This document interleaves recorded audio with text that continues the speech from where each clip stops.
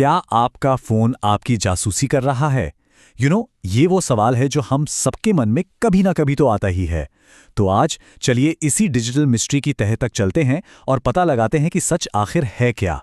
सोचिए जरा, आप अपने किसी दोस्त से किसी नई घड़ी के बारे में बस बात ही कर रहे होते हैं और बस कुछ ही मिनट बाद बूम, आपके फोन पर उसी घड़ी का ऐड आ जाता है। अब ये सिर्फ एक इत्तेफाक है या फिर कोई हमारी बातें सुन रहा है?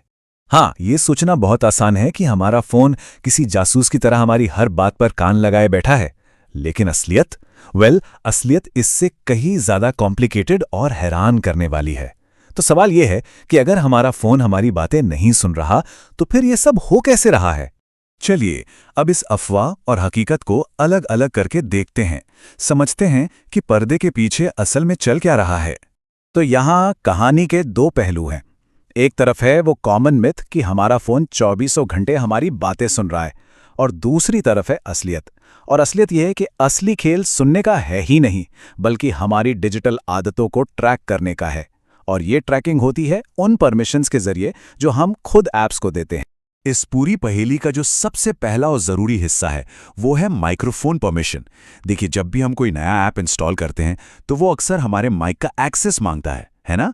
और ये हमें एक बहुत मामूली सा सवाल लगता है, लेकिन इसका असर बहुत बहुत बड़ा हो सकता है। और सबसे हैरान करने वाली बात पता है क्या है? कई ऐसे ऐप्स भी माइक की परमिशन मांगते हैं जिन्हें इसकी दूर दूर तक कोई जरूरत नहीं होती। सोचिए, कोई सिंपल सा गेम या कोई कैलकुलेटर ऐप, उससे आपके माइक का क्या काम? तो सवाल उठता है कि वो ऐसा करते क्यों हैं? जवाब सिंपल है, डेटा इकट्ठा करने के लिए, ऐप चलाने के लिए नहीं। और यहीं पर एक बहुत जरूरी रूल काम आता है, मिनिमल परमिशन।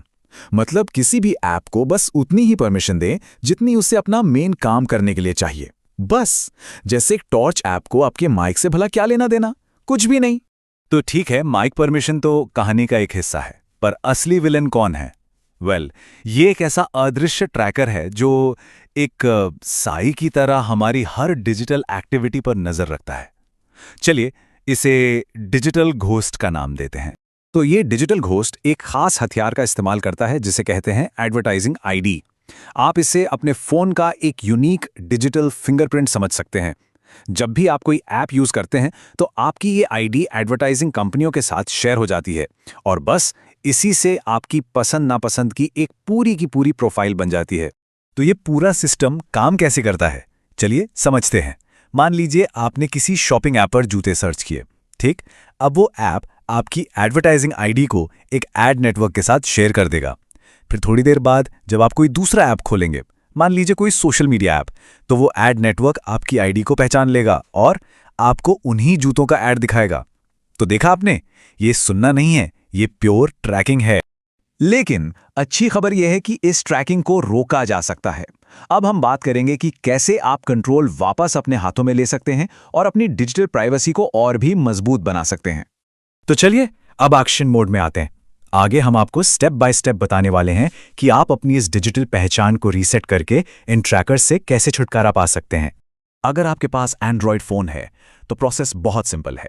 बस अपने फोन की सेटिंग्स में जाइए, फिर गूगल पर, उसके बाद एड्स या विज्ञापन पर, और बस डिलीट एडवर्टाइजिंग आईडी पर टैप कर दीजिए। इससे आपकी पुरानी एड प्रोफाइल पूरी तरह से मिट जाएगी। और अगर आप आईफोन यूजर हैं तो भी ये बहुत आसान है। सेटिंग्स में प्राइवेसी एंड सिक्योरिटी पर जाइए, फिर ट्रैकिंग पर, और बस allow apps to request to track वाले ऑप्शन को बंद कर दीजिए। ये ऐप्स को आपकी एक्टिविटी ट्रैक करने से रोक देगा। तो अपनी एडवर्टाइजिंग आईडी को रीसेट करना एक बहुत बड़ा और जरूरी कदम है। लेकिन रुकिए, अपनी प्राइवेसी को और भी ज्यादा सिक्योर करने के लिए एक और काम है जो आपको जरूर करना चाहिए। अपने फोन की सेटिंग्स में जाकर माइक्रोफोन की परमिशंस को एक बार जरूर चेक करें। देखिए कि कौन कौन से ऐप्स आपके माइक का एक्सेस ले रहे हैं। और अगर आपको कोई ऐसा ऐप दिखता है जिसे माइक की कोई जरूरत ही नहीं है, जैसे कोई गेम या फोटो एडिटर, तो उसकी परमिशन फौरन हटा दीजिए। हमेशा याद रखिए, मिनिमल परमिशन का रूल। तो इन सब का मतलब क्या है? मतलब साफ है, अपनी एडवर्टाइजिंग आईडी को कंट्रोल करना और फालतू परमिशंस को मैनेज करना अपनी डिजिटल प्राइवेसी को वापस पाने के लिए सबसे पावरफुल तरीकों में से एक है। ये आपको सिर्फ एक विक्टिम बने रहने से बचाता है और कंट्रोल आपके हाथ में देता है। तो ठीक है, हमने एडवर्टाइजिंग आईडी और माइक परमिशन को तो संभाल लिया, पर ये हमें एक बहुत जरूरी सवाल पर लाकर छोड़ देता है कि एक पूरी तरह से प्राइवेट डिजिटल लाइफ के लिए हमारी चेकलिस्ट पर अगली सेटिंग कौन सी होनी चाहिए? अगर आपको इस जानकारी से अपनी डिजिटल प्राइवेसी को बेहतर समझने में मदद मिली हो, तो इसे लाइक जरूर करें। और हाँ, अगर आपके पास भी कोई प्राइवेसी टिप है तो नीचे कमेंट्स में जरूर बताइए, ताकि बाकी लोगों की भी मदद हो सके। ऐसे ही और भी जरूरी टॉपिक्स को गहराई से समझने के लिए सब्सक्राइब करना मत भूलिएगा।